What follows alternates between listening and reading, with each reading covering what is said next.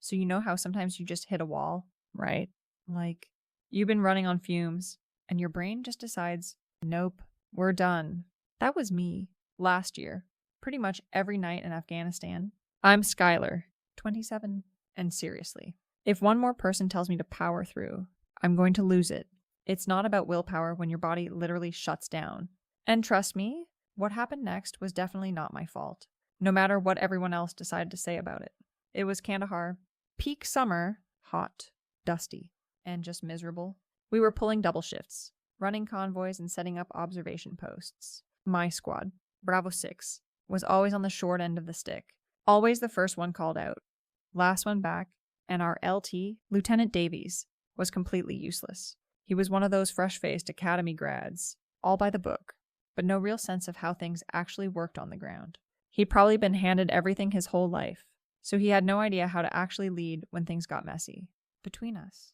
I swear, half the time he just copied whatever Sergeant Miller said anyway. Like, he didn't have an original thought in his head. Miller? He was old school. Seen some stuff. He knew what was up. But he was always so quiet. You had to practically pull teeth to get a real opinion out of him. And he was always on my case. Like I was the only one in the squad who ever messed up.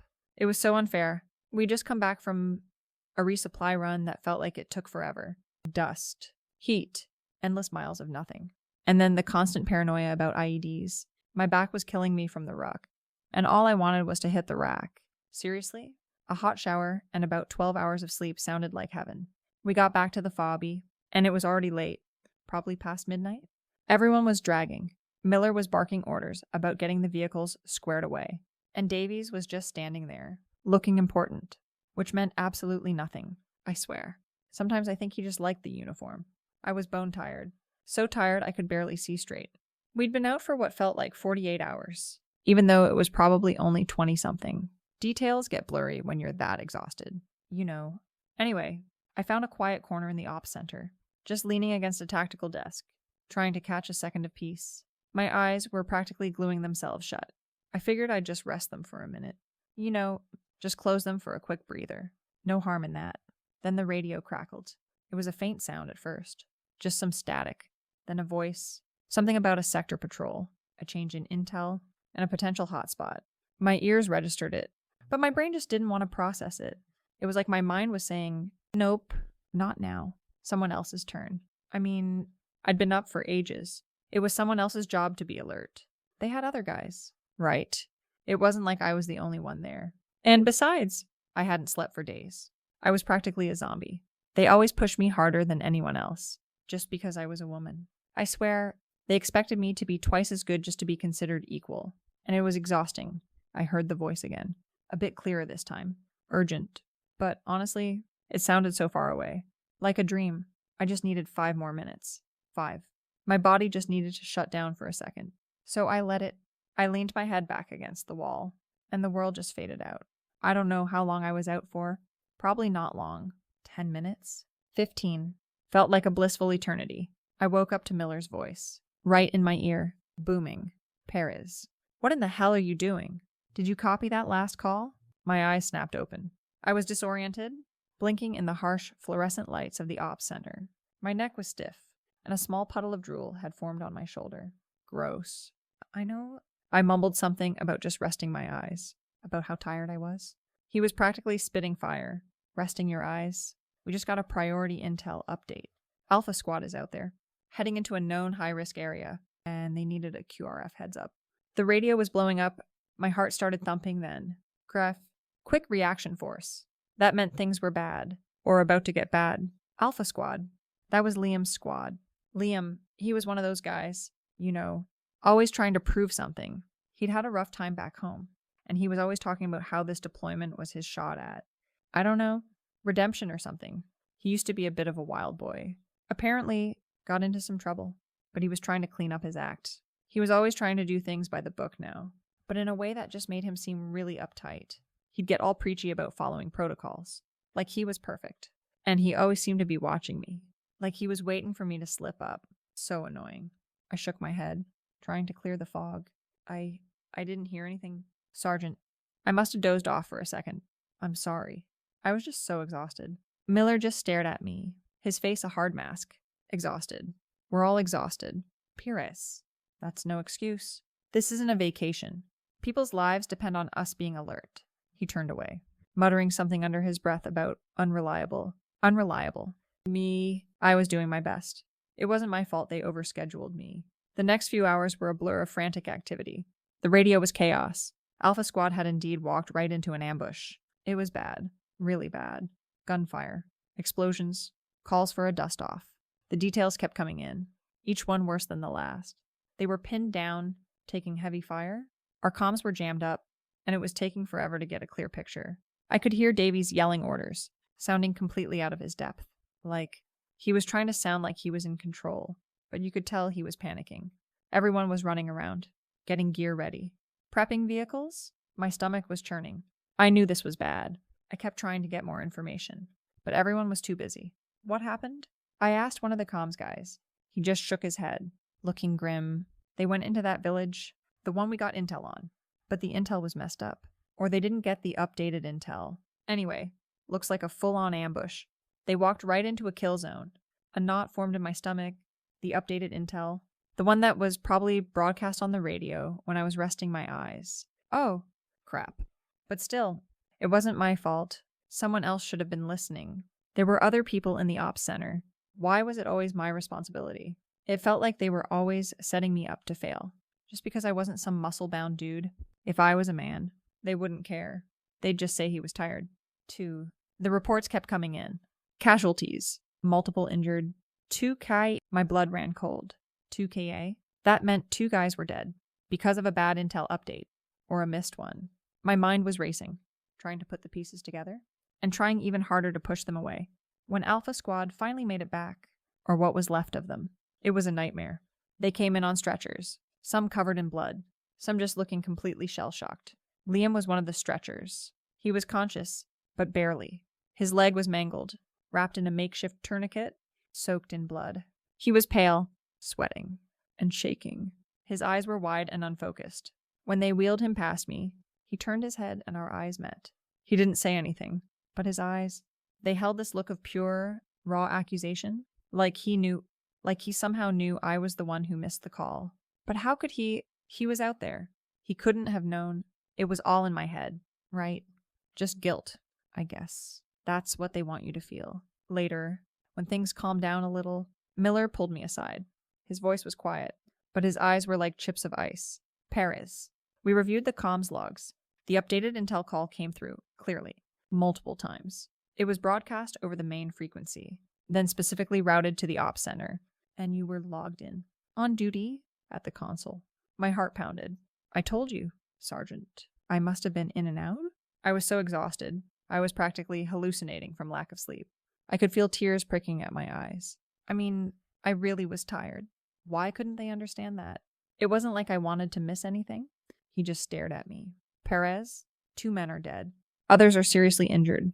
All because they went in blind to a situation we had updated intel on. That intel was broadcast. And you were the one on duty in that sector. It's not fair. I blurted out, my voice cracking. I'm always getting the short end of the stick. I'm always doing extra work. I was doing my best. And they made it worse. They don't support me. They underestimate me. If I was a man, they wouldn't care. I felt the tears really start to fall, then I hate crying. It makes me look weak. But sometimes it's the only way to get them to back off. Miller just sighed, running a hand over his face. Paris, this isn't about gender. This is about accountability. You had a job to do. A critical job. And you failed. I didn't fail. I sniffled. I was just tired. You guys work us like dogs. It's inhumane. He just shook his head. Report to Lieutenant Davies' office tomorrow. Yo-eyed Hunter. We're going to have a formal review. A formal review. Oh, great.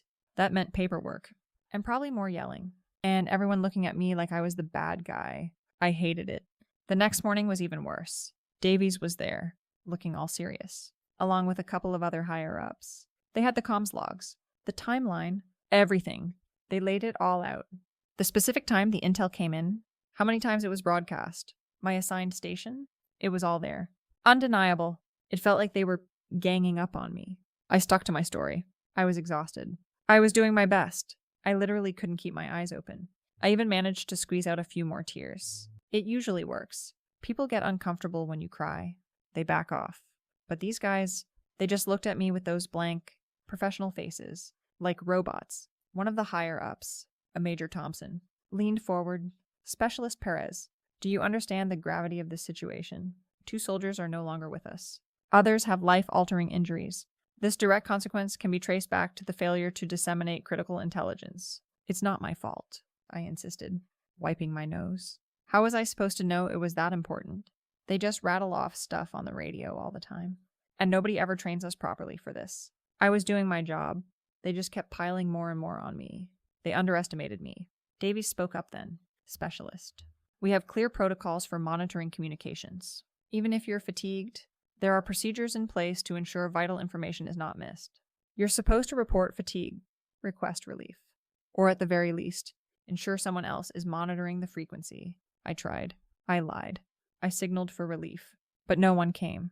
Everyone was busy. What was I supposed to do? Just leave my post.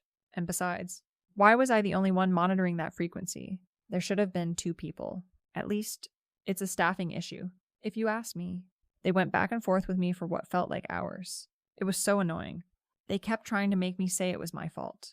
But I refused. It was the system. It was the exhaustion. It was their poor planning. It was everyone else.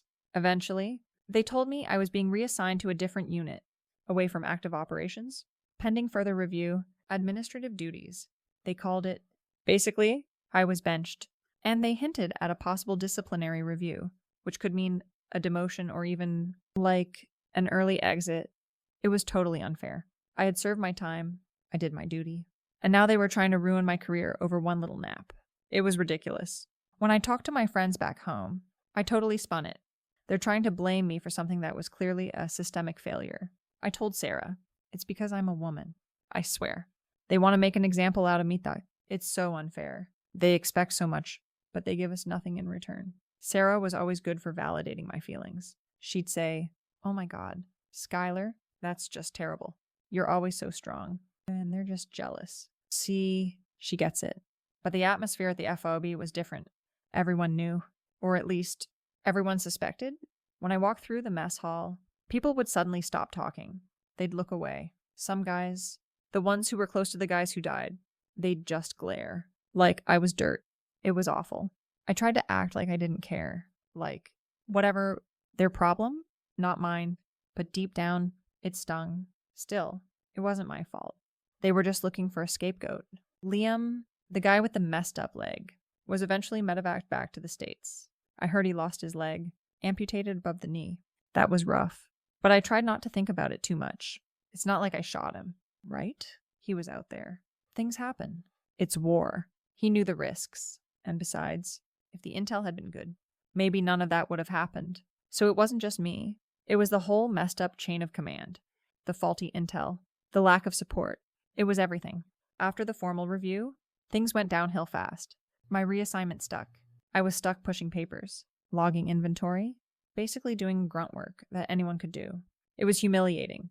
I spent my days just staring at spreadsheets, while my old squad was still out there, doing the real work. I heard they got a new comm specialist, some guy named Sanchez. He was probably super by the book, trying to impress everyone, probably never took a nap on duty. Whatever. I tried to keep my head down, but the whispers followed me. That's her, the one who, or she got those guys killed. I overheard a few conversations. Sometimes people weren't even trying to hide it. One time, I was in the latrine, and I heard 2 women from another unit talking. One of them, a staff sergeant I barely knew, said, honestly, some people just shouldn't be here. You have one job, and you mess up that badly, and then act like a victim. It's despicable. The other one said, yeah, and the worst part is, she shows 0 remorse, 0 accountability. Remorse. Accountability, I was remorseful. I mean, it was sad that people died. Of course it was. But what was I supposed to do? Beat myself up about it forever. It wasn't like I did it on purpose. And accountability? I told them I was tired. I told them it was their fault for overworking me. What more did they want? I started spending more time alone. My old friends from the squad, the ones who didn't openly shun me, they just kind of faded away. They'd say they were busy, or they had plans, or they just weren't around. It felt like I was quarantined. It was lonely. But honestly, I decided I didn't care anymore. If they wanted to be like that, fine. I didn't need them. They were just sheep. following the herd, too scared to stand up for themselves or me. My time in Afghanistan eventually ended, and I was sent back to the States. I thought things would get better. New base. Fresh start. Nope. The reputation followed me. It was like I had a giant scarlet letter on my uniform. Even if people didn't know the full story, they knew something happened. The whispers had traveled. I tried to get into a new unit, something more active, but every request was denied.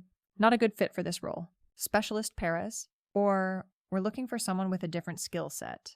It was always vague, always polite, but the message was clear. I was blacklisted. My career was effectively over. I wasn't dishonorably discharged. No, but I was basically put out to pasture. I was given some ceremonial duties. Nothing that mattered. It felt like a slow, painful death for my military career. I ended up at some dusty administrative post in Texas, sorting files and answering phones. Me, who had been in actual combat zones, who had seen things, who had done things, and now I was basically a glorified secretary. It was infuriating. I told myself it was fine, that I didn't need their approval. They could keep their honorable careers. I was above it all. I tried to reconnect with some people from my past, civilian friends, but it was hard. When they'd ask about my time overseas, I'd give them the sanitized version. Oh, it was tough. Lots of long hours. Some bad leadership. You know how it is. I didn't mention the part about the missed radio call, or the KA. Definitely not that. One night, I was scrolling through Facebook, just bored, when I saw a post from Liam's wife. She was in a military spouse group. I don't know why I was even in it. I guess I just hadn't left. She'd posted a picture of Liam, smiling, but you could see he was missing his leg. He was in a wheelchair, holding their baby. The caption read, "Another tough day, but we keep fighting." It's hard to believe how much our lives changed in an instant, all because of a careless mistake. Then, under it, there were comments, hundreds of them, and some of them started getting specific. I heard it was because someone on comms wasn't paying attention. Yeah, my husband was on that patrol. He said the intel never came through to them. I heard it was some specialist. Got caught sleeping on duty. And then some bitch I swear, even mentioned my name. Skylar Perez. She was on duty. She was the one who missed the call. My heart dropped to my stomach. My hands were shaking. I mean, how could they know who was feeding them this information? It was all supposed to be internal. Confidential? I clicked on the profile of the woman who named me. It was some random military spouse. Probably a gossipy busybody. But then I saw another comment. And another. It was a snowball effect. People were openly discussing it. My name. The details? The 2KA. Liam's injury. It was all out there. Exposed. My phone started buzzing. Texts from people I hadn't heard from in ages. Is this true? Skylar? Oh my God. What happened? Did you really? It was a firestorm. I started blocking people, deleting my old posts, trying to scrub my online presence. But it was too late. The information had spread like wildfire through the military wife groups, then to veteran forums, and then, inevitably, to TikTok. Someone made a short video. Just a picture of Liam, a picture of the 2KA, and then a picture of my face, with text overlay that said, "The face of negligence." The video had millions of views. Millions. My face. Everywhere. Strangers commenting, calling me names I can't even repeat. Threats. It was a complete social collapse. My reputation was completely destroyed.